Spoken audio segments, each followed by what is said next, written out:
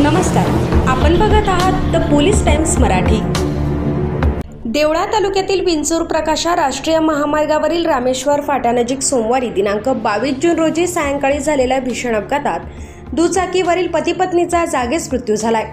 या दुर्दैवी घटनेमुळे परिसरात हळहळ व्यक्त होत आहे। मृतांमध्ये बाबूलाल रमेश गरुड वय 46 वर्ष व वैशाली बाबूलाल गरुड वय 42 वर्ष राहणार सटाणा हल्ली मुक्काम नाशिक यांचा समावेश आहे।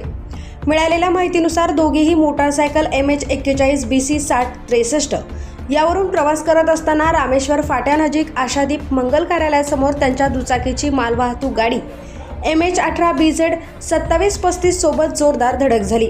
अपघात इतका भीषण होता की बाबूलाल गरुड यांचा आधी रक्तस्रावामुळे जागीच मृत्यू झाला, तर वैशाली गरुड यांच्या डोक्याला गंभीर दुखापत झाल्याने त्यांचाही घटनास्थळी मृत्यू झाला। अपघातानंतर परिसरात मोठी गर्दी जमली होती। घटनेची माहिती मिळताच सहाय्यक पोलीस निरीक्षक नंदा पाटील, पोलीस कॉन्स्टेबल दिलीप सोनवणे व श्रावण शिंदे यांनी तात्काळ घटनास्थळी धाव घेत पंचनामा केला। त्यानंतर मृतदेह देवळा ग्रामीण रुग्णालयात शवविच्छेदनासाठी पाठवण्यात आले। या प्रकरणी देवळा पोलीस ठाण्यात गुन्हा दाखल करण्यात आला असून सहाय्यक पोलीस निरीक्षक नंदा पाटील यांच्या मार्गदर्शनाखाली पुढील तपास सुरू आहे।